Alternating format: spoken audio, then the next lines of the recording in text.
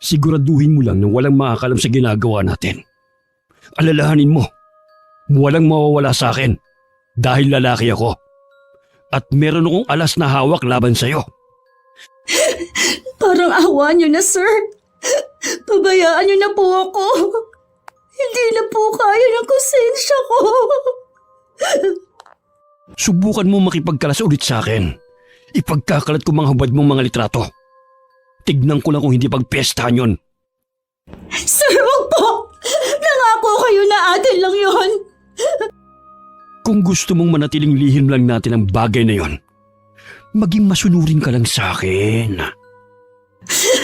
Hindi na po talaga kaya, sir. Tigilan na natin ito. Baka po meron pang makaalam. Walang makakaalam kung ititiko mo lang yung bibig mo.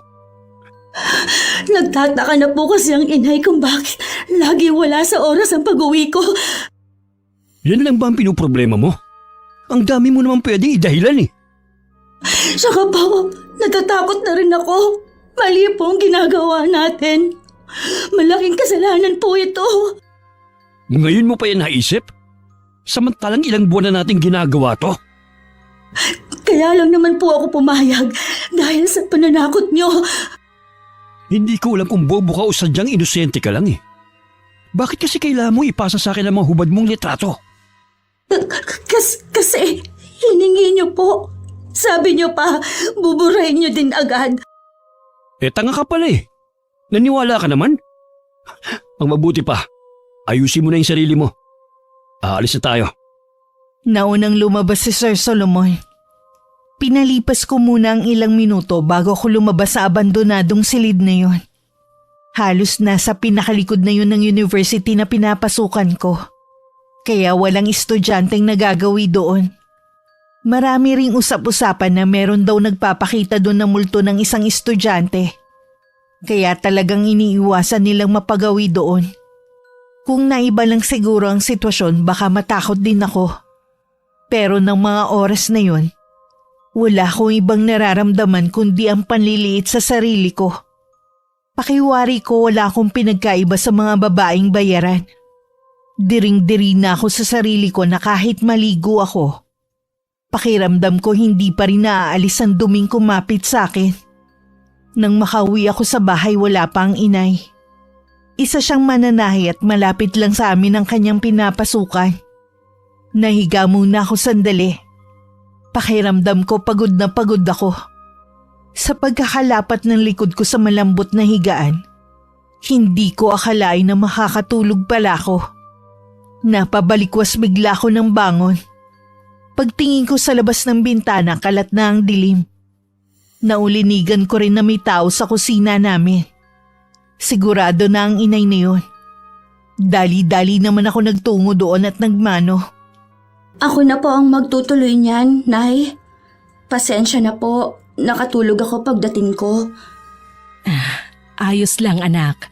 Alam kong pagod ka rin sa pag-aaral. Hindi ka na nga nakapagbihis ng pambahay eh. Basta ka na lang natulog. Wala naman po talaga akong balak matulog kanina eh. Magpapahinga lang sana ako sandali. Oh, ano yung pasamo sa braso mo?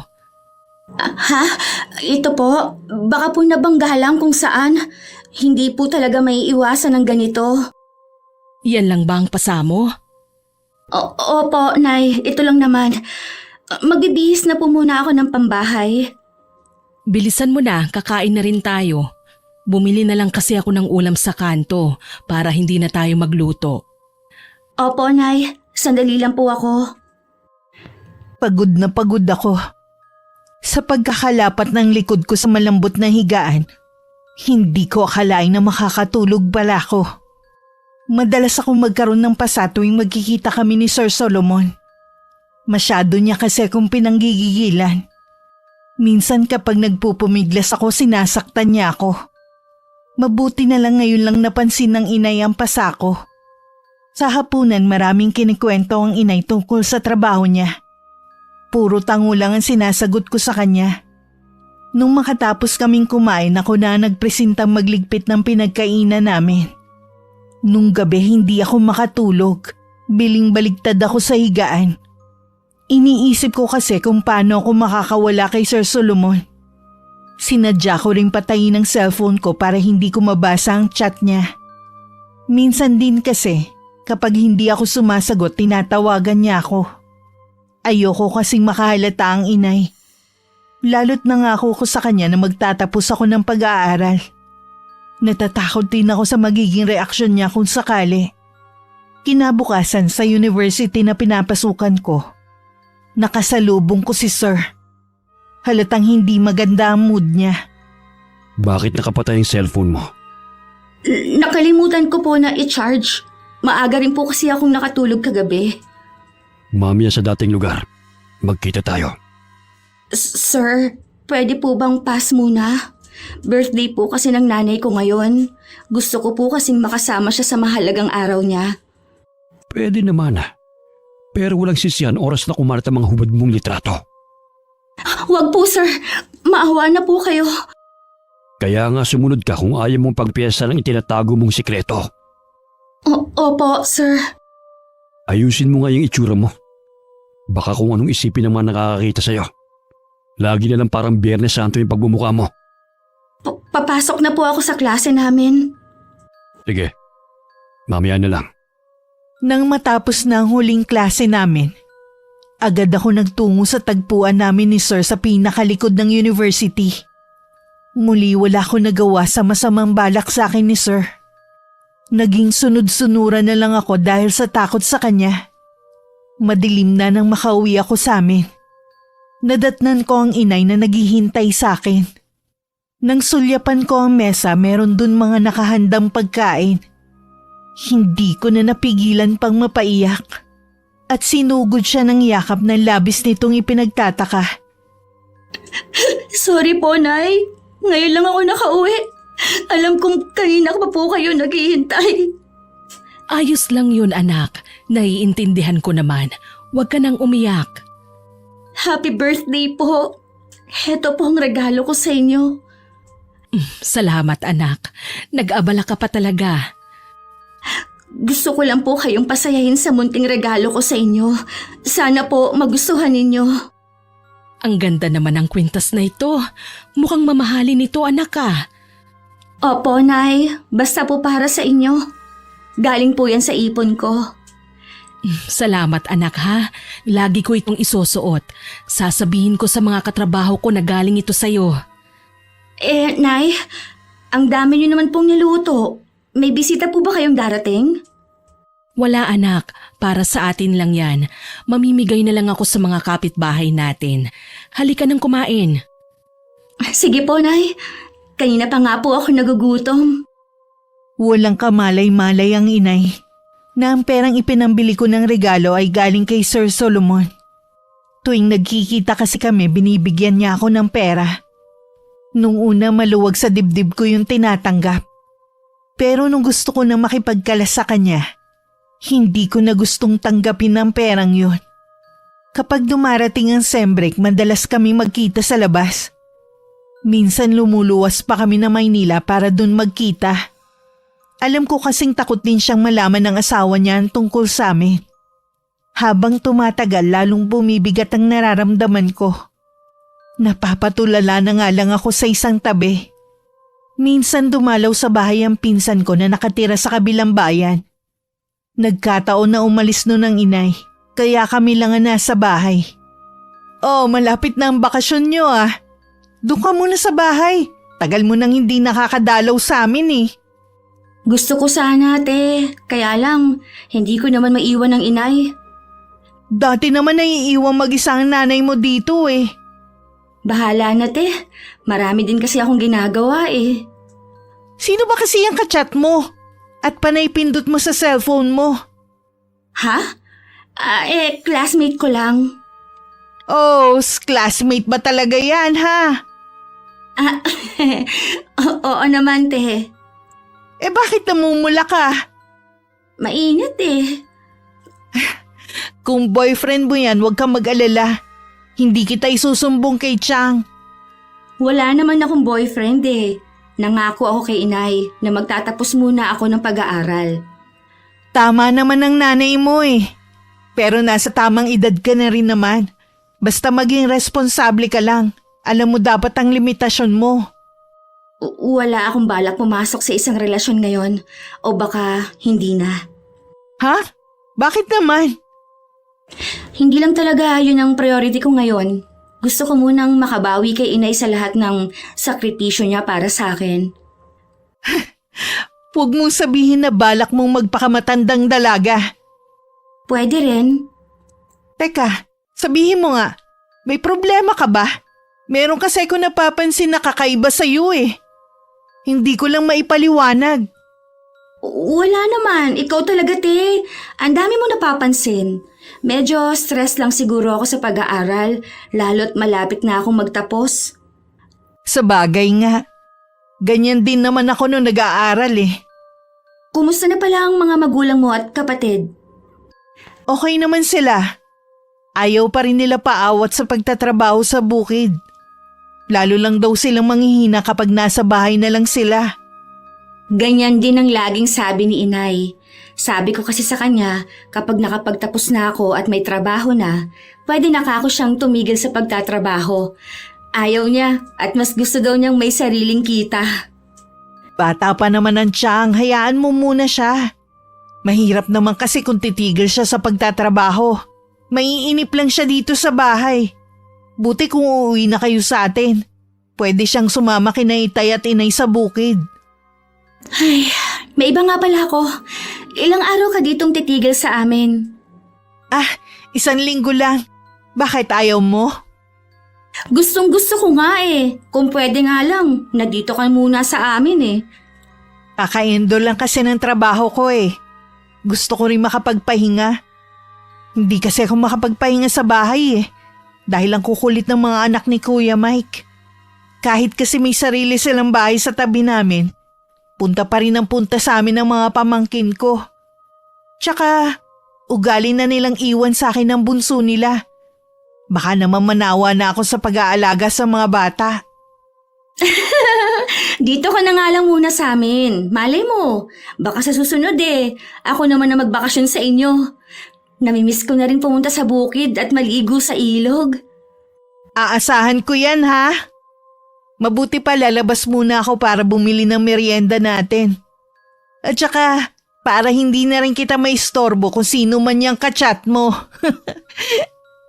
Iniwanan pa ako ng mapanuksong tingin ni Ate Julie bago siya lumabas ng bahay. Napahinga naman ako ng malalim at hindi ko na maitago ang nararamdaman kong inis. Si Sir Solomon kasi ang kachat ko. Nangungulit kasi siya na magkita kami ng araw na yon. Kahit sinabi ko na nasa bahay ang pinsan ko, pinipilit pa rin niya ang gusto niya. Nataranta pa ako nang biglang tumawag si Sir sa akin. Hindi ko tuloy malaman kung sasagutin ko. Sumilip muna ako sa may bintana. Baka kasi parating na si Ate Julie mula sa pagbili ng merienda. Nanginginig pa ang kamay ko nang sagutin ko ang tawag. Hello? Bakit pa po kayo tumawag? Sinabi ko naman po, di ba? Hindi ako pwedeng makipagkita sa inyo ngayon. Kailan mo pa ako hindi sinunod, Jasmine? Ngayon lang naman po. Nandito kasi ang pinsan ko. 1 linggo siyang titigil dito sa bahay. Baka naman nagdadahilan ka lang para hindi makipagkita sa akin. Hindi po. Nandito talaga ang pinsan ko. Lumabas lang siya sandali para bumili ng merienda. Huwag mo akong niloloko, Jasmine. Alam mo kung paano ako magalit. Nagsasabi naman po ako ng totoo. Nakikiusap ako sa inyo. Sa ibang araw na lang po tayo magkita. Hindi pwede sa ibang araw. Darating na bukas ang asawa ko. Ngayon lang ako libre. Hihintayin kita. Sir, teka lang po. Hindi talaga ako pwede ngayon. Sir? Sir, hello? Sir? Kulang na lang mawalan ako ng malay ng mga sandaling yon. Nanginginig ang buong katawan ko at hindi ako makapag-isip ng maayos. Makalipas ang ilang sandali, nagbihis na rin ako. Hinintay ko lang si Ate Julie para makapagpaalam ako. Maya-maya dumating na rin ang pinsan ko. Nagtataka naman siya kung bakit bigla akong aalis. Sinabi ko na lang na may emergency ang kaklase ko at kailangan ako. Nakukonsensya man ako na iwan ang pinsan ko mag-isa. Mas nangibabaw naman ang takot ko sa pwedeng gawin sa akin ni Sir Solomon. Pagdating sa tagpuan namin, malapit lang sa university na pinapasukan ko. Agad niya akong sinunggaban at wala naman ako nagawa kundi magpaubaya. Makalipas ang ilang sandali, inabutan niya ako ng maliit na halaga. Umuwi ako noon natulala. Pag-uwi sa amin, pilit naman akong kumilos ng normal. Para hindi makahalata ang inay at ang pinsan ko sa nangyayari sa akin. O ano? Kumusta na ang kaklase mo? Ayos naman siya nung iwan ko. Ano bang nangyari sa kaklase mong yon, Iha? Ano po kasi, Nay, nagkaroon siya ng problema sa nobyo niya. Naghiwalay ba sila? Opo. Sabihin mo dyan sa kaklase mo, mag-focus muna ka mo sa pag-aaral kesa sa pakikipagnobyo. Yun nga po ang sinabi ko. Eh ikaw ba? Wala ka pa bang nobyo? Wala po, Nay. Diba? Sabi ko naman sa inyo, hindi yan ang priority ko. Tama yan, anak. Kapag nakapagtapos ka naman pwede ka nang mag-boyfriend. Oo naman po, Nay. O paano? Maiwan ko muna kayong dalawa dito ha? May gagawin lang ako sa kusina. Sige po, Nay. Yung bang kachat mo kanina sa kanya ka ba nakipagkita? Oo, sa kanya nga. Pasensya ka na, te, ha? Iniwan kita kanina. Ayos lang naman. Hindi naman ako naghintay ng matagal kay Chang Tsaka alam ko namang importante yung kaklase mo. Iba kasi ang itsura mo kanina Oo, ayoko nga sanang umalis kanina. Kaya lang, tumawag siya at iba talaga yung boses niya. Umiwas na lang ako ng tingin sa pinsan ko at lihim na napapakagat labi. Lalo rin akong binabagabag ng konsensya ko dahil sa pagsisinungaling. Sa hapunan, tahimik lang ako habang masaya nagkukwentuhan sina Inay at Ate Julie. Nung gabi, nagkwentuhan muna kami ng pinsan ko bago kami natulog. Dahil may mga kaibigan rin si Ate Julie sa lugar namin, dun muna siya tumambay habang nasa university ako. Nung lunchtime niyaya na naman ako ni Sir na magtungo kami sa abandonadong classroom. Paalis na kami noon na makita kaming magkasama ng isang estudyante na binansagang weirdo dahil sa kakaibang style ng pananamit niya. Sir, ano po ang gagawin natin? May nakakita sa atin. Baka mamaya ipagsabi niya. Huwag ka matakot. Wala naman siyang nakita Tsaka kilala ko ang lalaking yun. Hindi yung magsasalita. Baka kailangan na nating tigilan ito. Ayaw ka na naman Ako lang may karapatan magsabi kung kailan tayo titigil. Naintindihan mo ba ako? Ha? Pero, sir... Hindi ka ba talaga makaintindi? Sir, nasasaktan po ang braso ko. Bitiwan niyo po ako. Talagang masasaktan ka sa akin. Kaya wag mo inuubos ang pasensya ko. Ayoko na po talaga, sir. Natatakot na ako. Jasmine! Bumalik ka dito! Leche talagang babaeng yun. Sa kabila ng pagnanais kong tapusin na ang namamagitan sa amin ni Sir Solomon, mas nanaig na naman sa akin ng takot dahil sa pagbabanta niyang ipapakalat ang mga hubad kong litrato. Patuloy pa rin kami sa lihim na pagkikita sa loob ng university. Tuwing nakakasalubong ko naman si Christopher, ang nakakita sa amin ni Sir, hindi ako makatingin sa kanya ng diretso. Natatakot kasi akong mabasa ang mga nasa mata niya. Pakiramdam ko may nalalaman na siya sa amin ng professor ko. Sa bahay nagsabi naman si Ate Julie na uuwi na. Dahil tumawag ang kapatid niya. Meron daw out of town ng kapatid at isasama ang asawa at bunsong anak. Wala raw mag-aasikaso sa dalawang anak na pumapasok sa eskwelahan. Ay nako! Hindi nga agad ako nagpamilya. Ako naman ang nag-iintindi sa mga pamangkin ko. Practice mo na rin yan. Para kapag nagkaroon ka na ng sarili mong pamilya, alam mo na ang gagawin mo. Ngayon lang nga ako nakapagbakasyon Pauuwi naman ako agad. Bukas ka na ba uuwi, te? Oo kasi sa hapon daw ang alis nila. Ako na lang ang pupunta sa inyo. Malapit na rin naman ang bakasyon namin eh. Aasahan ko yan Sayang talaga, hindi man lang tayo nakapag-banding sa mall. Sa inyo na lang tayo mag-banding. Kaso malayo ang mall doon.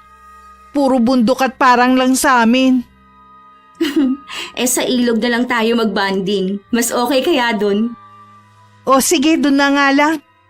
Hindi pa nga tayo masyado nakakapagkwentuhan Ay, ayusin ko na nga ang mga gamit ko. Kainis talaga si kuya. Nalungkot din naman ako nang umalis si Ate Julie. Sa lahat kasi ng pinsan ko, kami talaga ang malapit sa isa't isa. Minsan sumagi rin sa isip ko na baka nga mas maigi na rin na umuwi ang pinsan ko. Baka kasi kapag nagtagal pa siya, masabi ko sa kanya ang itinatago kong lihim. Samantala sa university, hindi ko alam kung guni-guni ko lang. Pero pakiramdam ko pinag-uusapan ako ng mga kapwa ko estudyante. Iba kasi ang mga tingin nila sa akin tuwing dumadaan ako sa harapan nila. Minabuti kong kausapin si Sir Solomon. Wala pang nakakalam ng tungkol sa atin. Ikaw lang naman ang nag-iisip niyon Gusto ko na pong tapusin to, sir. Nakikiusap po ako sa inyo. Hindi ikaw magdidesisyon sa bagay na yan. Nakuha niyo na ang gusto niyo sa akin. Sirang-sira na ako. Kulang na lang ibaon ko sarili ko sa kahihiyan. Ngayon ka pa mag-iinarte? Kung kailan matagal na natin ginagawa to? Nagmamakaawa po ako sa inyo, sir. Tagilan na natin ito. Tumigil ka na nga. Lalo tayong paghihinalaan yan Pakawalan niyo na po ako. Hanggat hindi ka nakakapagtapos, tuloy ang relasyon natin. Kapag tumanggi ka, alam mo na ang mangyayari. Dito unang kakalat sa university na ito ang baho mo. Napansin kong iniiwasan ako ng iba kong kaklase. May mali siya rin ang bawat titig nila sa akin. Lalo tuloy akong kinabahan. Dahil sa sobrang pag-iisip, hindi ako makapag-focus sa pag-aaral ko. Bumaba tuloy ang grades ko. Sa bahay naman wala akong laging ganang kumain. Gusto ko lang laging magkulong sa silid ko. Hindi ko alam na pinag-aaralan na pala ng inay ang kakaiba kong kilos nitong mga huling araw. May dinaramdam ka ba, anak? Po? Wala naman po, Nay. Bakit yun naitanong? Napapansin ko kasi na parang lagi kang tulala May problema ka bang hindi sinasabi sa akin? Wala po akong problema, Nay. Ay, kilala kita, Jazz. Kahit hindi mo sabihin, alam kong merong bumabagabag sa'yo. Wala po talaga, Nay. Sige, hindi na kita pipilitin pang magsabi.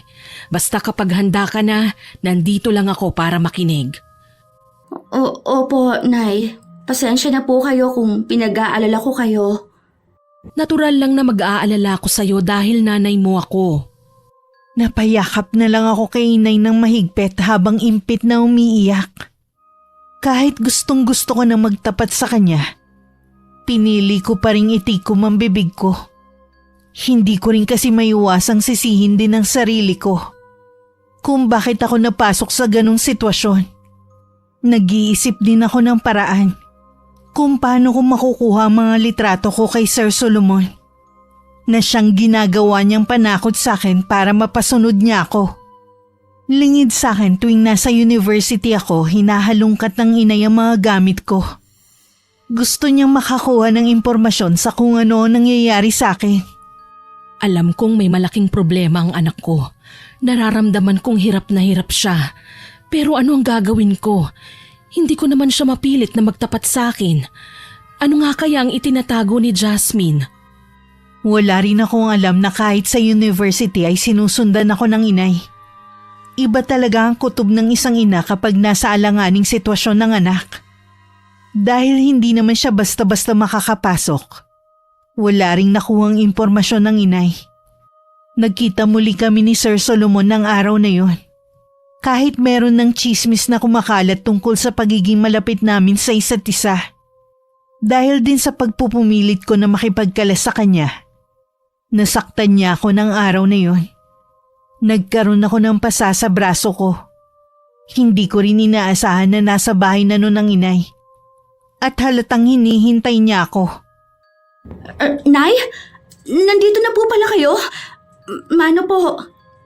Bakit ngayon ka lang? Hindi ba dapat kanina ka pa nakauwi? Kasi po, Nay, may dinaanan pa kami ng mga kaklase ko. Ganun ba? Teka, bakit may pasa ka? Ha? Baka po nabangga na naman kung saan. Patingin nga. Hindi ako naniniwala sa'yo. Hindi to nabangga kung saan. Magtapat ka nga. Sino ang nananakit sa'yo? Wala po, Nay. Talagang nabangga lang ang braso ko. Huwag ka nang magsinungaling pa. Paano kita matutulungan kung naglilihim ka sa akin? Meron bang nambubuli sa'yo sa pinapasukan mong university? Wala po talaga, Nay. Sige, ayaw mong umamin ha? Bukas na bukas din, sasama ako sa'yo sa pagpasok mo. Ako na lang ang aalam kung sino sa mga kaeskwela mo ang gumagawa nito sa'yo. Nay, wag po! Mali po kayo ng iniisip niyo. Anong mali? Tingnan mo ang mga pasa mo. Hindi lang iisa yan. Alam kong nagsisinungaling ka sa akin. Meron kang itinatago. Wala po talaga, Nay. Umamin ka na kasi. Ano ba ang inililihim mo sa akin? Bakit ayaw mong sabihin? Wala po talaga. Nay, ano pong nangyayari sa inyo?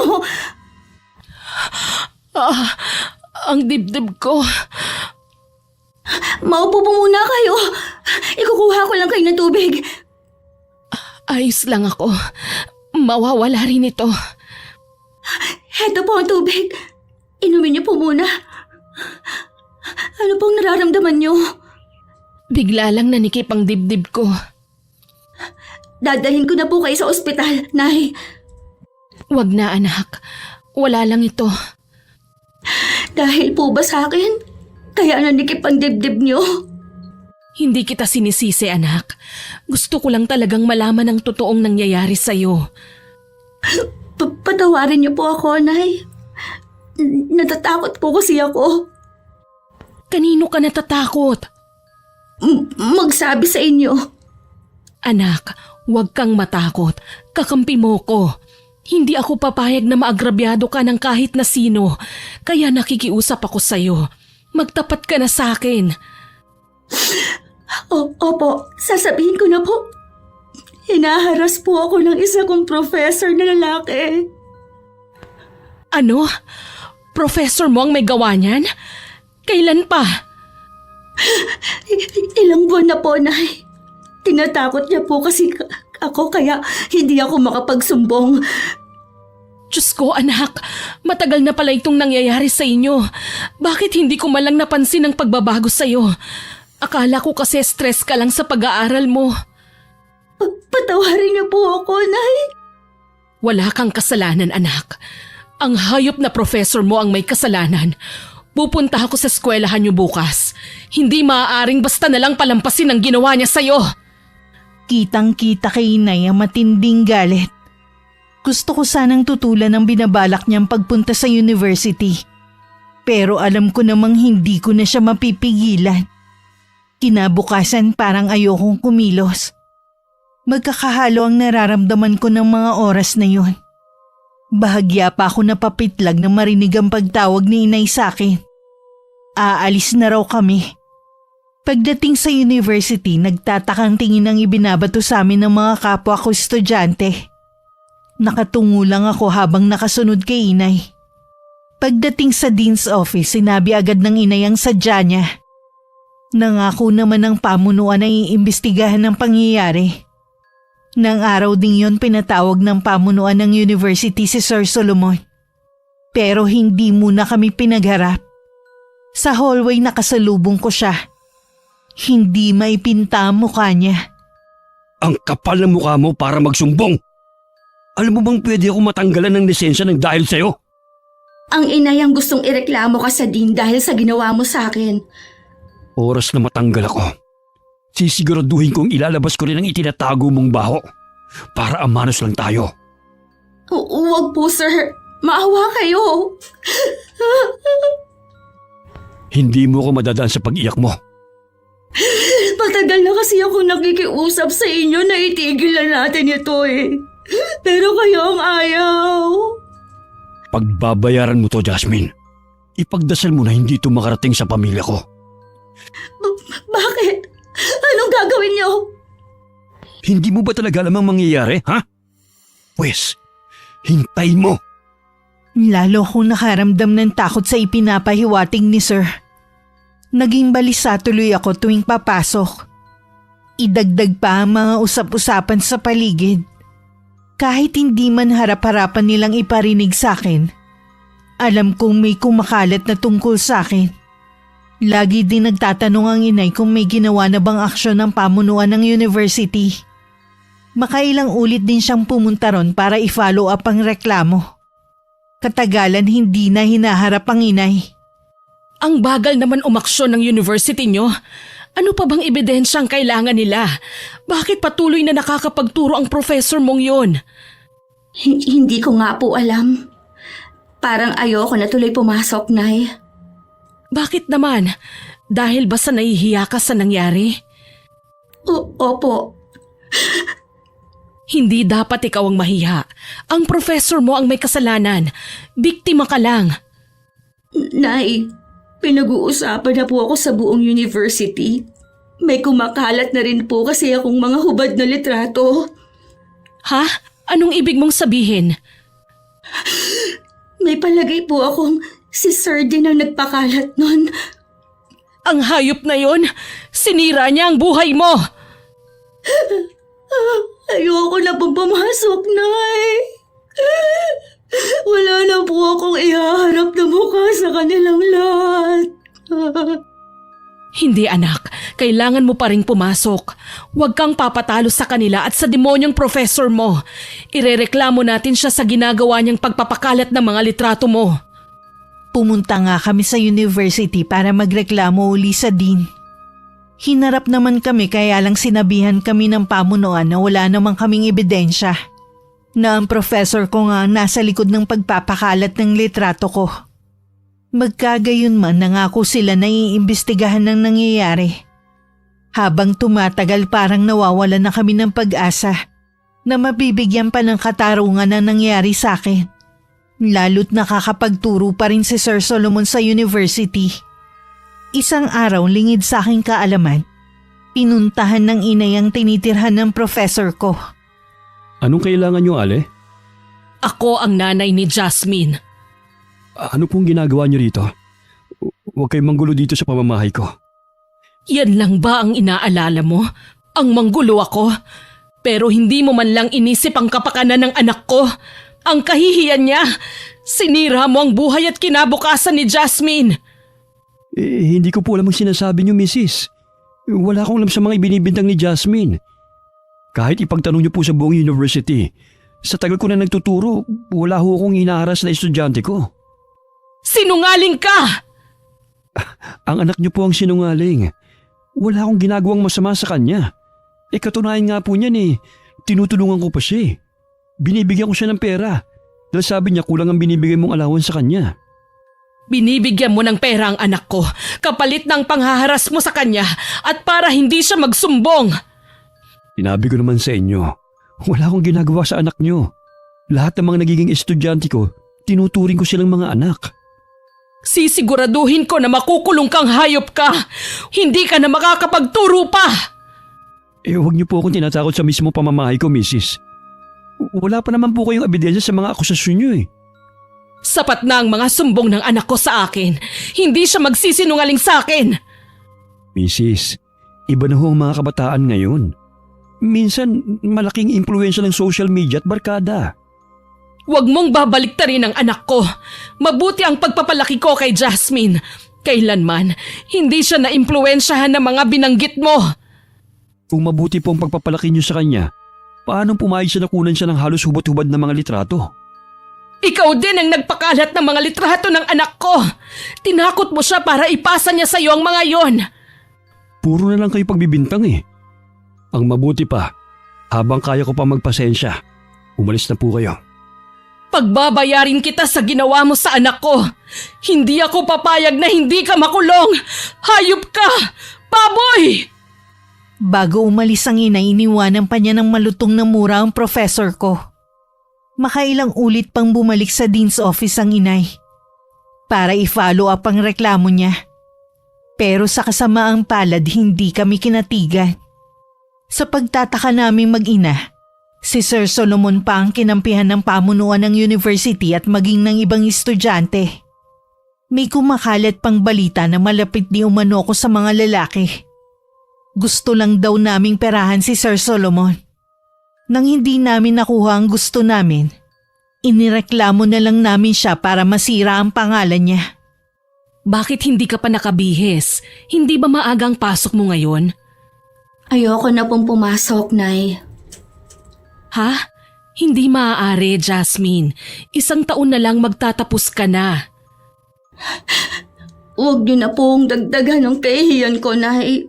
Hindi ko na talaga kayang pumasok pa. Kung hindi ka papasok, para mo na ring pinatunayan na tama sila ng sinasabi tungkol sa'yo. Hinusgahan na po nila ako, Nay. Kahit ano pa pong pagtatanggol ko sa sarili ko, hindi na mababago pa ang pagtingin nila sa akin.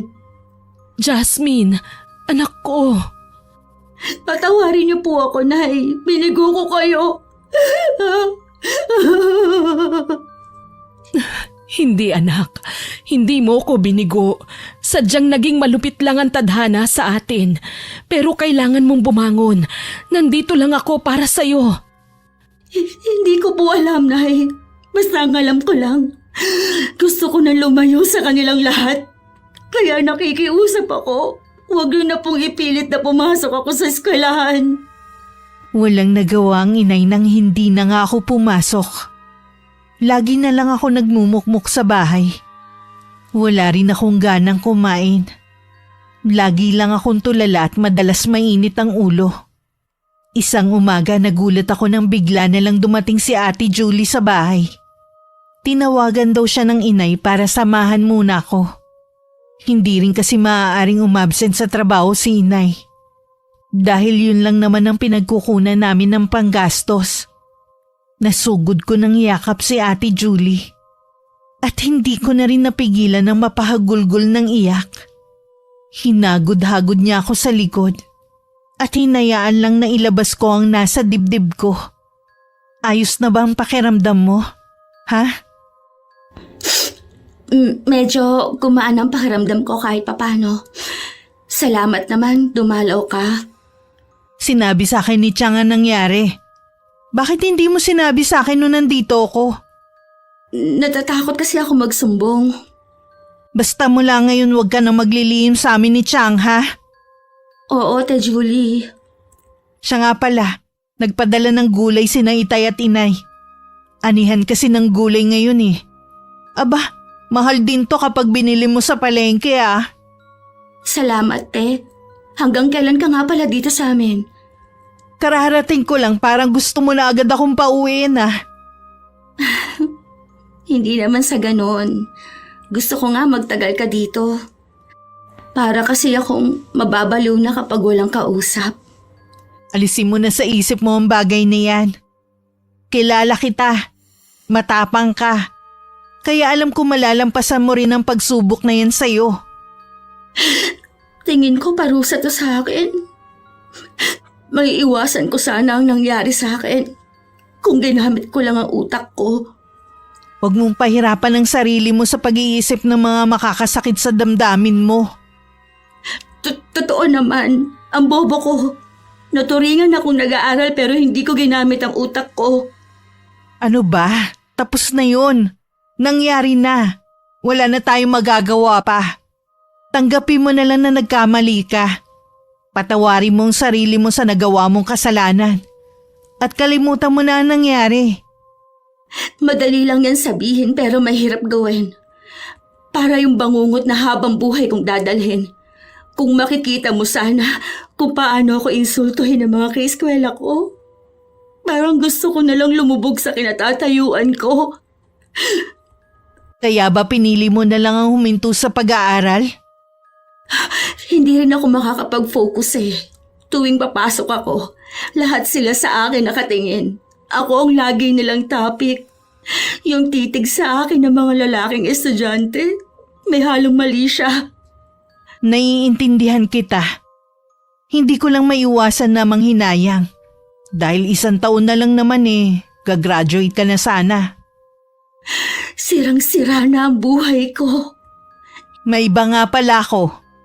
Nagsampa na ba kayo ng kaso sa professor mo? Anong sabi ng pamunuan ng university? Hindi na kami magsasampa ng kaso. Wala naman daw kaming matibay na ebidensya. Tsaka, hindi siya natanggal sa pagtuturo. Mas kinampihan pa siya ng eskwelahan. Grabe naman sila. Ikaw na nga to na agrabyado Hindi man lang nila naiisip na pwede pang maulit yun sa ibang estudyante. Kaya tama lang ang naging desisyon ko.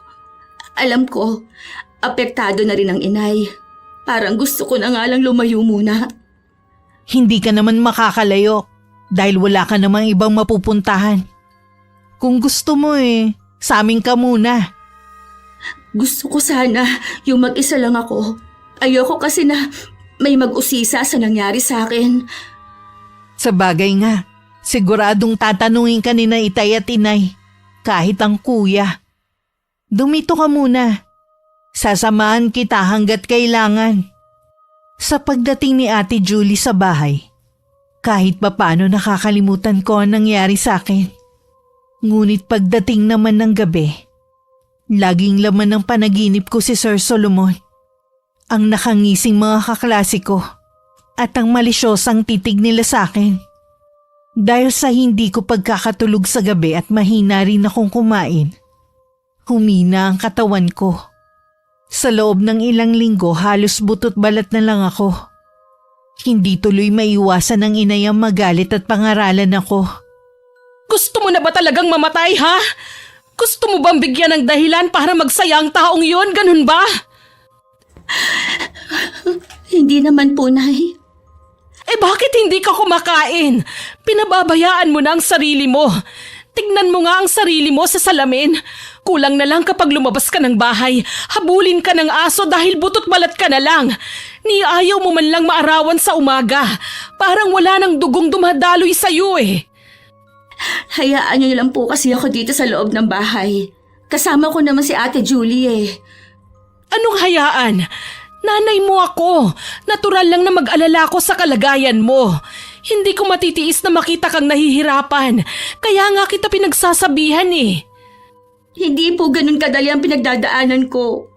Anong gusto niyo? Lumabas ako agad na parang wala nangyari sa akin? Ang akin lang naman sana, kumain ka at kahit dyan lang sa tapat ng pinto lumabas ka para masikatan ka man lang ng araw. Kalusugan mo ang inaalala ko. Sige po, Nay. Para matigil lang kayo. Aalagaan ko na po ang sarili ko. Kakain na rin ako, pero hindi ko pa rin po kayang lumabas ng bahay natin. Sige, ayos na sa akin yun. Hindi na kita pipiliting lumabas ng bahay. Bigyan niyo lang po ako ng panahon. Malalampasan ko rin po ito. Lagi mo lang tatandaan, nandito lang ako, kami ng Ate Julie mo. Alam ko naman po yun.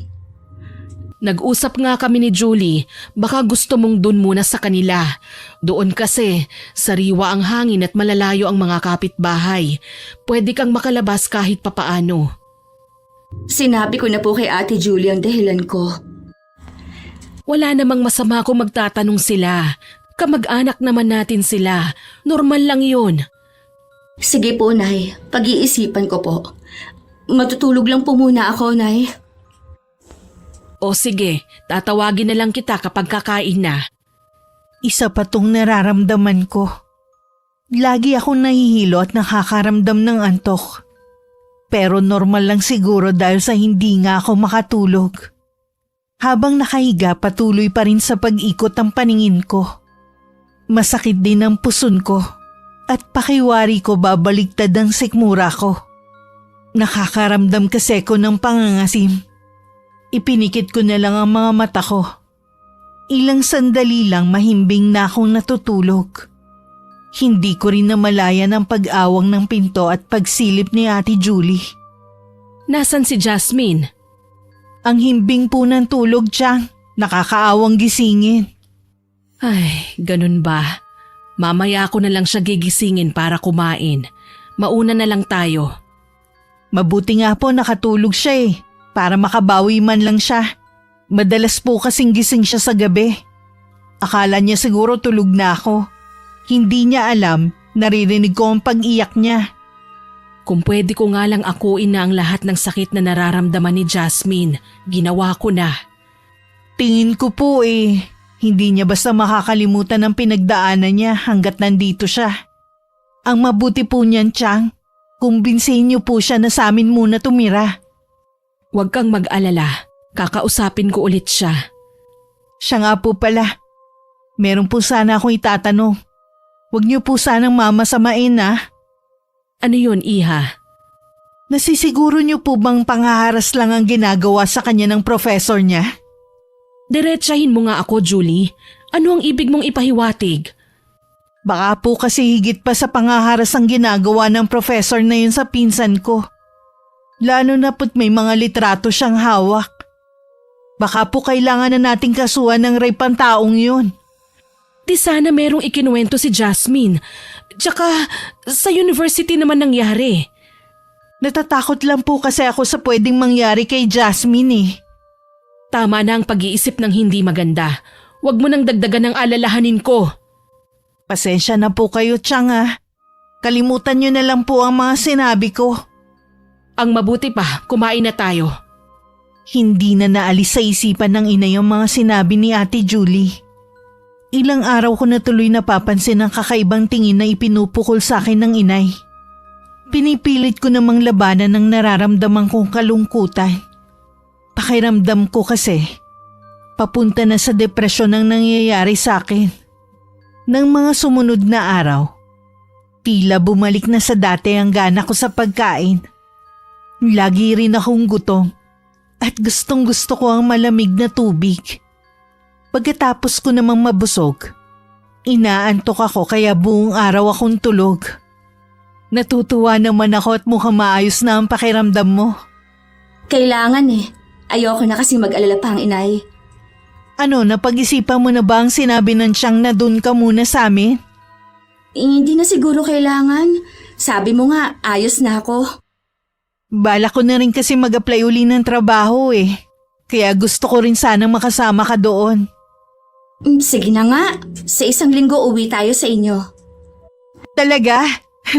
Siguradong matutuwa ang mga magulang ko niyan. Gusto lang kitang pagbigyan. Lagi ka na lang kasing ikaw ang nagbibigay ng pabor sa akin Wala yun. Hindi naman ako naghihintay ng kapalit sa mga ginawa ko Oh, bakit parang namumutla ka dyan? Para kasing babaliktad ang sikmura ko. Teka, nasusuka ako. Jazz, okay ka lang ba? Ayos na. Naparami kasi ang kain ko kanina Nangasim tuloy ang tiyan ko. Baka nga nanibago ka lang. Dati kasi ilang kutsara lang ng kanin ang sinusubo mo, tapos umaayaw ka na. Ngayon naman napansin ko ang takaw mong kumain. Lagi kasi ako nakakaramdam ng gutom Ewan ko ba, ang dami kong naiisip na kainin. Nahihiya naman ako magpabili kay inay. Ako na lang bibili para sa'yo. Magsabi ka lang kung anong gusto mo. Talaga, ate? Ibibili mo ako ng gusto kong kainin? Oo naman, basta ikaw, malakas ka sa akin Salamat, te ha. Gusto ko sana kumain ng hilaw na mangga. Pwede mo ba ako ibili? Ha? Manggang hilaw ang gusto mo? Oo, gusto ko sana yung medyo bubot pa. Kaya lang wala namang mapagkuhanan dito. Wala namang puno ng mangga dito sa lugar na to. Pagtiyagaan mo muna yung manggang hilaw na bibilin ko Dito ka muna. Lalabas ako para mabili yung gusto mo. Meron ka pa bang gustong ipabili? Para bibilihin ko na rin. Wala na, te. Yun lang ang gusto ko. Lingid sa akin nagkakahinala na ang pinsan ko sa totoong kalagayan ko. Sandali lang naman siyang umalis. At wala pang kalahating oras ay bumalik na rin siya. Tuwang-tuwa naman ako sa manggang nabili niya. Pagkatapos kong ang lantakan at ubusin ang dala niya, nakatulog naman ako. Sa tagal ng pagkakatulog ko, hindi ko na malayang dumating na pala ang inay. Sinabi naman ng pinsan ko kay inay ang hinala niya. Imposible ang sinasabi mo, Julie. Huwag kang ang gumawa ng kwento. Lahat po kasi ng sintomas ng pagbubuntis nasa kanya na. Ganyan po kasi ang hipag ko nun sa 3 niyang anak. Hindi, ang anak ko. Imposible. Kailangan niyo po magpakatatag, Chang. Higit kanino man kayo ang mas kailangan ni Jasmine ngayon. Ano ang gagawin natin? Sigurado na magugulat ang pinsan mo. Samahan niyo po muna siya magpatingin. Kung tama tayo, kailangan niya ng pangangalaga mula sa atin. Bakit kailangan pang sa anak ko mangyari ito? Ano bang kamalasan ang nangyayari sa amin? Wala pong taong malas. Sadya pong sinusubo kayo ngayon. At marahil bunga na rin ito ng mga maling desisyon. Ang mahalaga po matanggap ni Jasmine ang nangyayari sa kanya at handa niyang harapin ang mangyayari sa hinaharap. Hindi ko alam. Naguguluhan ako, Julie. Chang, pakatatag po kayo. Parang nauupos na kandilang napaupo na lang ang inay habang mahinang umiiyak. Ayaw niya rin kasing marinig ko ang pag-iyak niya. Mabuti na lang nariyan si Ate Julie. Siya ang umalo at dumamay kay inay. Madilim na nang magising ako. Pero pakiwari ko bitin pa rin ang tulog ko. Pinasok na ako ni Ate Julie sa silid. Sabi niya kakausapin ako ng inay. Bigla naman akong kinabahan. Lalo't walang kangiti-ngiti ang pinsan ko.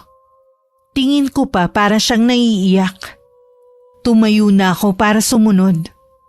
Bago lumabas ng silid, sumulya pa ako sa malaking salamin. Magulo at nakasabog lang kasi ang mahaba kong buhok. Nagmamantika din na mukha ko at maputla ang labi. Hindi na ako katulad ng dati na palaayos sa sarili. Nadatnan ko sa sala na magkahiwalay na nakaupo ang inay at ang pinsan ko. Pawang mga seryoso ang mukha na nakatingin sa akin. Pilit pang umiti nang makita akong palapit. Pero naaaninag ko sa mga mata ni inay ang kakaibang lungkot. Gusto niyo daw akong kausapin? Oo. Bukas kasi day off ko. Sasamahan kita na magpa-check up. Ha? Wala naman po akong sakit Anak, gusto ko lang makasigurado sa kung ano ang kalagayan mo. Mukha po ba akong may sakit sa paningin niyo? Tingin namin ng pinsan mo, wala kang sakit. Baka lang kasi nagdadalang tao ka. Ano? Nay naman, ang dami ko nang iniisip, dinadagdagan niyo pang inaalala ko. Jazz, yung sintomas kasi ng isang nagbubuntis na sa'yo. Intindihin mo naman ang Chang. Nag-aalala lang siya sa'yo. Hindi ka pa naman nagbubuntis Kaya paano mo nasisiguro na nagdadalang tao nga ako? Hindi pa nga ako nakakaranas magbuntis. Pero sa 3 beses na pagbubuntis ng hipag ko, naroon ako at nakita ko ang nangyayari sa kanya. Katulad ng nangyayari sa'yo ngayon. Hindi ako buntis! Kayo lang nag-iisip ng ganyan! Kaya nga magpapatingin tayo bukas para makasigurado tayo.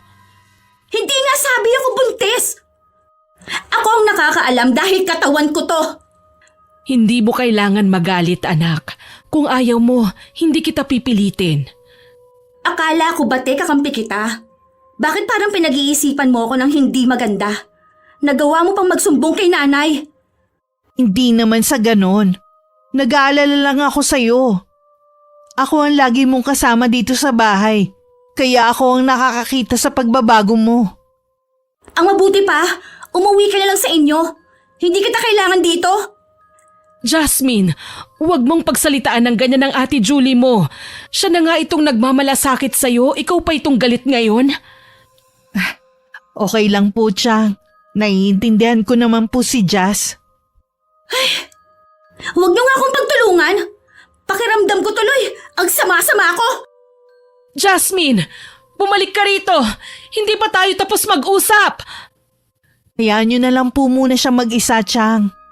Pasasaan ba't eh? Makakapag-isip din siya na para din sa kanya ang sinasabi natin. Pasensya ka na, Iha, sa mga binitiwang salita ng pinsan mo sa'yo. Magulo pa kasi ang isip niya hanggang ngayon. Naiintindihan ko naman po si Jasmine. Chang, magpapaalam na rin po ako. Tumawag po kasi yung kumpanyang ina-applyan ko eh. Kailangan ko na pong mag-report. Ay, ganun ba, Iha? Di sige, dalawin mo na lang kami kapag may oras ka, ha?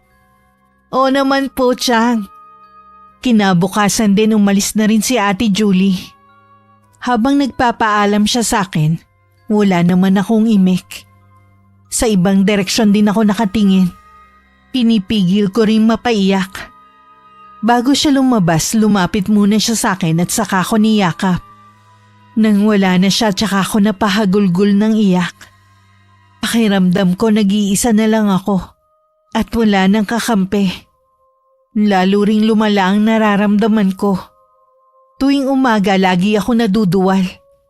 Lagi rin akong nahihilo.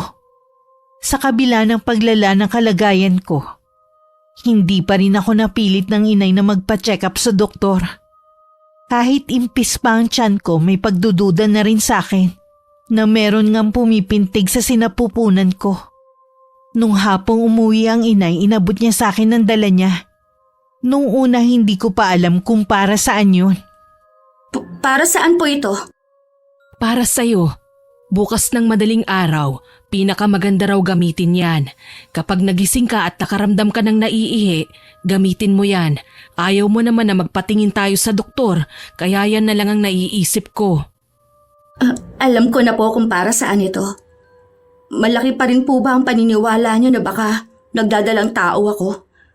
Ay, sa totoo lang, umaasa pa rin ako na sana hindi totoong buntis ka. Kaya lang, tuwing nakikita ko ang pagbabago sa'yo, parang niloloko ko na lang ang sarili ko eh.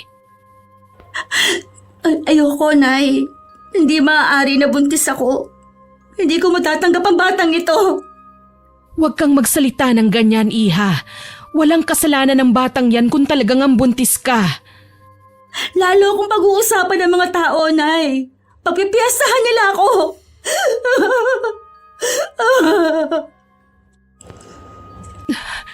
Huwag mong sabihin yan. Walang taong malinis. Kung sakaling may sabihin man sila sa'yo, ako ang bahala. Makakatikim sila sa akin ng maaanghang na salita. Kahit anong pang pagpapalubag ng loob ang sinasabi ng inay, hindi niya mapawi ang nararamdaman kong takot. Kung ano-ano tuloy ang nagsasalimbayan sa isip ko. Buong gabi rin akong walang tulog at tahimik na umiyak. Nung marinig ko ang tilaok ng manok ng kapitbahay namin, bumangon na ako. Nanginginig pa ang kamay ko habang hawak ang pregnancy test kit. Makalipas lamang ang ilang sandali, lumabas na ako ng banyo. Para akong pinagsakluban ng langit at lupa. Akala ko dahil buong gabi na ako umiyak ng umiyak. Wala na akong mailuluha ng mga oras na yun. Pero nagkamali ako. Patuloy pa rin sa pagluha ang mga mata ko. Hanggang magising na ang inay. Kinuha niya ang nasa kamay ko. At napahagulgol na rin siya ng iyak habang yakap ako. Nang humupa na ang lahat, nanatili lang akong tulala at nakatingin sa kawalan. Kailangan pa rin nating magpa-check up para maresetahan ka ng mga vitamins para sa'yo at sa pinagbubuntis mo. Hindi ko ito matatanggap. Wala na tayong magagawa pa. Nandyan na yan eh. Hindi ko naman ginusto to. Binaboy lang niya ako. Pinilit lang ako ng demonyong yun. Ako ang biktima dito. Bakit siyang kinakampihan ng lahat? Huminahon ka, Iha. Baka makasama sa inyo ng magiging anak mo ang ginagawa mo. Wala akong pakialam. Sana nga, mawala na tong sanggol na to. Huwag mong sabihin yan sa apo ko. Wala siyang kasalanan.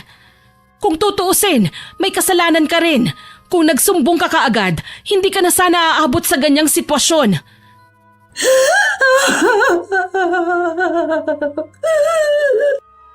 Tumigil ka na sa pag-iyak mo. Hindi yan makakatulong sa'yo.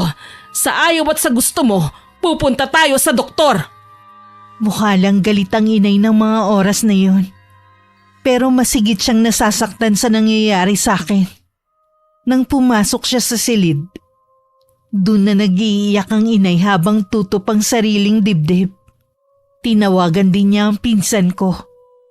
Hindi na nagulat si Ate Julie nang makumpirmang nagdadalang tao nga ako. Pero labis din siyang naapektuhan sa nangyari sa akin. Nangako din siyang dadalawin kami kinabukasan. Buong maghapon din ako nagmukmuk sa loob ng silid ko. Hinayaan na lang muna ako ng inay. Nung hapon na dumating ang pinsan ko, napilitan ng katukin ako ng inay. Pero walang tugon sa akin. Jasmine, buksan mo itong pinto. Nandito ang pinsan mo. Hindi po kaya natutulog siya? Sa lakas ng pagtawag ko, sigurado na nagising na siya. Kanina pa po ba siya nasa kwarto? Oo dinalhan ko na nga lang siya ng pagkain eh. Kahit ano kasing pakiusap ko, ayaw niyang lumabas. Jasmine, ako to. Pwede mo bang buksan tong pinto? Mag-usap tayo. Miss ko na makipagkwentuhan sa'yo eh. Ang tigas din ng ulo ng pinsan mo. Ang mabuti pa kukunin ko na yung susi. Mabuti pa nga po, Chang. Iba kasi ang kutob ko eh. Ha? Sige. Teka lang. Kausapin mo muna si Jasmine dyan. Jas, alam kong hindi madali ang pinagdadaanan mo. Pero nandito lang kami ng nanay mo. Handa ka namin damayan sa lahat ng oras. Nakikiusap ako sa'yo. Buksan mo na tong pinto. Eto na ang susi. Pwede bang ikaw na ang magbukas? Nanginginig kasi ang kamay ko eh. Sige po. Jasmine, kanina ka pa ba Jasmine? Anak ko! Julie, ang pinsan mo! Bumubula ang bibig! Naglaso ng anak ko! Jasmine! Bakit mo ito ginawa? Hihingi po ako ng tulong! Nadala naman ako agad sa pinakamalapit na ospital. Mabuti na lamang na agapan ako. At hindi na kumalat ang lason sa buong katawan ko. Walang tigil sa pag-iyak ang inay sa tabi ko at hindi rin siya makausap ng matino. Mabuti na lamang nariyan ang pinsan ko na nag-asikaso sa lahat ng kailangan ko sa ospital. Kumalat ang nangyari sa akin sa lugar namin. Dahil tikom ang bibig ng inay, marami ang nag-isip na baka natuluyan ako sa ginawa kong pagpapakamatay. Pagkalabas ko naman sa ospital, hindi ako sa bahay namin tumuloy, kundi sa bahay ni na Ate Julie. Ipapaubaya ko muna sa inyo ang anak ko ha. May kailangan lang akong asikasuhin. Huwag kayong mag-alala, Chang. Hindi namin siya pababayaan dito ni na Itay at Tinay. Salamat Julie ha. Lagi kang nariyan sa tabi ng pinsan mo. Wala naman pong ibang magtutulungan kundi tayo-tayo lang din. Anak, aalis lang ako sandali ha. Babalik din ako. Opo, Nay. Hihintayin ko na lang po kayo. Huwag mo na sanang uulitin ang ginawa mo ha. Hindi ko kakayanin anak kapag may masamang mangyari sa'yo. Hindi ko na po uulitin, pangako po. Chang, matanong ko lang po kayo. Ano pa po ang aasikasuhin nyo eh? Nag-resign na naman kayo sa trabaho nyo. Personal iha, tsaka ko na lang sasabihin sa inyo. O paano, aalis na ako. Jasmine, huwag mong kalilimutan ng mga gamot at vitamins mo ha. Opo, Nay. Sige po, ihahatid ko na po kayo sa labasan. Hinatid nga ni Ate Julie hanggang sa may sakayan ng tricycle ang inay. Gusto rin kasing makausap ng sarili na ng pinsan ko ang inay. May hinala siya na balak magiganti ng inay ko kay Sir Solomon. Nagkaroon lang siya ng hinala na marinig niya ang pag-uusap ng mga nanay namin. Hiningi kasi ng inay ang libro ng karunungang itim na matagal nang nasa pangangalaga ng tiyahin ko. Kinumpirma naman yun ng inay nang tanungin siya ni Ate Julie. Wala na rin namang sinabi ang pinsan ko hanggang makaalis ang inay. Nagtungo muna ang inay sa university na dati kong pinapasukan. Inabangan niya ang paglabas ni Sir Solomon. Aling Siling, anong ginagawa niyo rito? Para makita ka sa huling sandali. Nabalitaan ko nga ang nangyari sa anak niyo. Ito po ang konting tulong. Hindi ko kailangan ng pera mo. Buhay mo ang gusto kong maging kapalit sa ginawa mo sa anak ko. Kung ganun, totoo ang balita na patay na si Jasmine? Itong tatandaan mo kung anong hirap ang naranasan ng anak ko habang buhay mo ring dadanasin. Darating ang panahon, ikaw na mismo ang hihiling sa sarili mong kamatayan. Aling Siling, patawarin niyo po sana ako sa nagawa kong malaking kasalanan. Huli na ang lahat.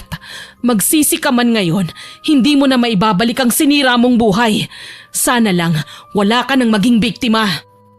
Aling Siling, nakikiusap po ako. Tanggapin niyo po itong maliit na halaga. Makakatulong din po ito sa inyo. Hindi ko kailangan yan! Kung gusto mo, sunugin mo! Kung ganun, ano ho bang dahilan ng pagparito niyo? Gaya ng sabi ko, gusto ko lang makita ang taong sumira sa anak ko. Teka lang, Aling Siling. Huwag muna kayo umalis. Ang bilis naman niyang nawala. Saan kaya sa sumuot? Baka sumabay sa mga naglalakad na estudyante. Mula noon laging nakasubaybay sa bawat kilos ni Sir Solomon ang inay. Gusto niya kasing maging mabagsik ang gagawin niyang pagpapahirap sa lalaki. Pag-uwi sa bahay, sinimulan na rin gumawa ng ritual ng inay. Isinabay niya yun sa kabilugan ng buwan. Sa bawat inuusal niyang Latin na salita, para yung latigong humahampas sa katawan ng dati kong professor. Sumpain ka sa ngalan ng itim na kapangyarihang taglay ko! Magdurusa ka habang buhay! Samantala, naging balisa naman si Sir Solomon sa bahay nila. Bumangon siya sa kalagitnaan ng pamamahinga niya. Masakit din kasi ang buo niyang katawan. Nang tingnan niya ang dahilan, nanlaki bigla ang kanyang mga mata sa mga latay sa kanyang balat. Paano ako nagkaroon ng mga latay? Saan galing to? Aray! Hindi nga ako nananaginip lang. Totoo ang mga sugat sa katawan ko. Samantala dahil work from home ang setup ng trabaho ni Ate Julie, nababantayan niya ako palagi. Mawala lang ako sa paningin niya, kandahanap na siya agad sa akin. Minsan natatawa na lang ako dahil parang OA na kasi. Pero naiintindihan ko naman. Dahil nag-aalala lang siya na baka ulitin ko na naman ang ginawa ko dati. Huwag ka tayo mag-alala. Hindi ko na uulitin ang ginawa kong katangahan. Ano ka ba?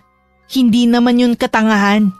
Dumadanas ka lang kasi nun ng matinding depresyon. Salamat sa Diyos at nalampasan mo rin yun. Salamat sa inyo. Hindi niyo ako sinukuan ni inay. Ano nga palang plano mo ngayon? Sa ngayon, focus muna ako sa pagbubuntis ko. Sabi kasi ng doktor, maselan ako magbuntis. Sabi din ng inay, ibebenta na niya ang bahay namin. Baka yun ang gamitin namin para makapagsimula ulit kami. Naniniwala akong okay ka na. Nakakapag-isip ka na ng tama eh. Nung nag-aagaw buhay ako, nakita ko ang inay na nasa tabi ng walang malay kong katawan. Iyak siya ng iyak. Doon ko pinagsisihan kung bakit ko yun ginawa. Sabi ko talaga, kapag nakaligtas ako, haharapin ko na ang problemang ito. Para sa magiging anak ko, mas magiging malakas na ako. Tama yan. Huwag kang mag-alala. Karamay mo kami sa pag-aalaga sa anak mo. Kailangan ko nalang hintayin ng inay para malaman kung saan talaga kami titira. Pwede naman kayo dito sa lugar na to eh. Walang nakakakilala sa'yo dito, kaya wala ka dapat pangilagan. Gusto ko nga rin dito para malapit sa inyo. Pagdating ni Chang, kausapin natin. O paano? Umpisa na ulit ang trabaho ko. Magpahinga ka na muna ah. Mamaya daw magluluto ng bilo-bilo ang inay para may merienda ka. Alam niya raw na gutumin ng mga buntis. Labis din ako nagpapasalamat sa mga magulang mo. Akala ko talaga nung una, huhusgahan din nila ako. Natural lang na magtanong sila, pero hindi ka nila huhusgahan. Kita mo nga, excited na rin silang lumabas ang anak mo. Pansin ko nga rin. Salamat sa pag-aalaga ninyo sa aking lahat. Sa pagtigil ko sa bahay ni na Ate Julie, unti-unti na rin naghihilom ang sugat sa puso ko. Marami ako napagtantong mga pagkakamali. Pero salamat sa pamilya ko na hindi ako iniwan. Ang inay naman habang abala sa pagpaparusa kay Sir Solomon, naghahanap na rin siya ng bibili sa bahay namin. Nagkataon naman ng dati niyang katrabaho may kilalang naghahanap din ng binibentang bahay. Kinakatigan pa rin kami ng inay. Mabuti na lang hindi baratang bumili sa bahay namin. Halos 2 linggo rin noon hindi umuwi ang inay. Pagdating niya marami siyang dalang pasalubong para sa amin. Mabuti naman po at umuwi na rin kayo. Pasensya ka na anak, ang dami ko kasing inasikaso Kaya po ba marami kayong dala dahil naibenta na niyo ang bahay? May paunang bayad na yung nakabili. Ibibigay niya ang kabuuan bago ang araw na lilipat sila. Mabuti naman po. Ayoko na rin kasing bumalik doon. Chang, napag-usapan nga namin ni Jasmine na pwede naman kayo tumira dito sa lugar na to. Yun nga ang sabi ng mga magulang mo. Baka bilhin ko na lang ang maliit na parte ng lupa nyo sa likod nitong bahay ninyo. Kahit maliit na kubo ayos na sa amin yun. Ang mahalaga, makapagsimula ulit kaming mag-ina. Mabuti naman po at ganyan na naging desisyon nyo. Magiging mas malapit na kayo sa amin. Nay, aalis pa po ba kayo niyan? Oo, dahil sa bahay kami magbabayaran nung nakabili ng bahay natin. Kaya lang ako umuwi para ibigay itong mga kakailanganin mo. Mag-iingat po kayo doon. Hihintayin ko na lang po kayong umuwi. Noong araw na bumalik ang inay sa bahay namin, may isang panauhin ang naghihintay sa kanya. Biglang kumulo ang dugo ng inay na makita si Sir Solomon na nakatayo sa harap ng gate ng bahay. Napansin din niya ang kakaibang aura sa lalaki. Lihim na lang siyang napapangiti. Ano ang ginagawa mo rito? Gusto ko lang po sana kayong makausap. Nagtanong-tanong ako sa mga taga rito. Hindi rin pala nila alam ang tunay na nangyari kay Jasmine. Wala silang pakialam sa buhay naming mag-ina. Kahit ikaw, kaya umalis ka na. Sandali lang, Aling Siling. Ano pa ba ang kailangan mo? Sinira mo na ang anak ko. Wala na siyang kinabukasan pa. Nagsisisi na po ako sa mga ginawa ko. Patawarin niyo na po ako. Walang kapatawaran ang ginawa mo sa anak ko. Kahit lumuhod ka pa sa harapan ko, hindi ko ibibigay sa iyo ang hinihingi mong kapatawaran. Hindi po ako magsasawa sa paghingi ng kapatawaran sa inyo. Apektado na rin po ang pamilya ko dahil sa nangyari sa amin ni Jasmine. Ako ang sinisisi ng asawa ko kung bakit nabubuli yung mga anak namin. Bumaliktad na rin ang paniniwala ng mga tao. Ako na ngayon ang lumalabas na masama. Kaya ka nandito para linisin ang pangalan mo, ganun ba? Hindi lang po yun, kundi para makuha ang kapatawaran nyo. Labis na po akong binabagabag ng konsensya ko. Umalis ka na at huwag ka nang babalik pa.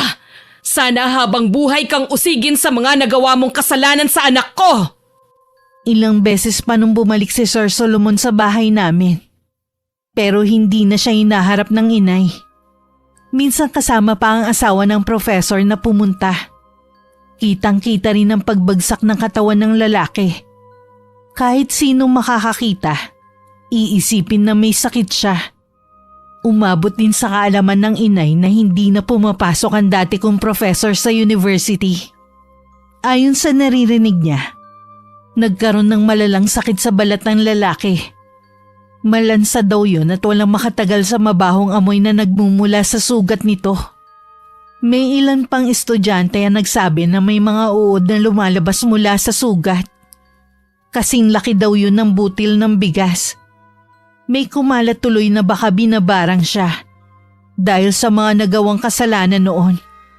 Nagpatingin na rin si Sir Solomon sa doktor, pero niresetahan lang siya ng mga gamot.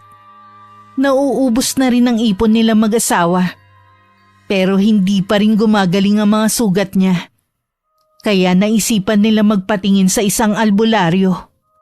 Tama po ba kami ng hinala ng asawa ko? Tama ka. May bumabara nga sa'yo. Pero wala siyang balak na kitlin ang buhay mo. Gusto ka lamang niyang pagdusahin habang nabubuhay ka. Nakilala niyo po ba kung sinong gumawa nito sa akin? Pasensya na. Masyadong malakas ang kanyang kapangyarihan. Aaminin ko, hindi ko siya kayang labanan. May pinaghihinalaan po ako, pero hindi ako sigurado. Ang may papayo ko sa'yo, humingi ka ng kapatawaran sa taong nagawan mo ng kasalanan. Yun lamang ang paraan para bawiin niyang ginagawa niyang pambabarang sa'yo. Gagawin ko po yan. Lahat gagawin ko para mapatawad nila ako mag-ina. Nang umalis si Sir Solomon at ang asawa niya, tsaka naman lumabas sa isang silid ang inay. Nakangisi pa siya habang nakatingin sa pintuang nilabasan ng mag-asawa. Napapailing naman ang matandang albularyo na pinsang malayo ng inay. Merong 2 klase na nagmana ng biyaya. Ang ilan husay sa panggagamot at ang iba naman husay sa pangbabarang. Ang kaalaman sa barang ang namana ng inay sa kanilang lola. Sinunod ko lang sinabi mo, pinsan. Salamat sa'yo. Alam ko naman na maaasahan ka talaga. Sa parusang natanggap niya, mas masahol pa sa kamatayan ang dadanasin niya. Tama lang yun sa kanya.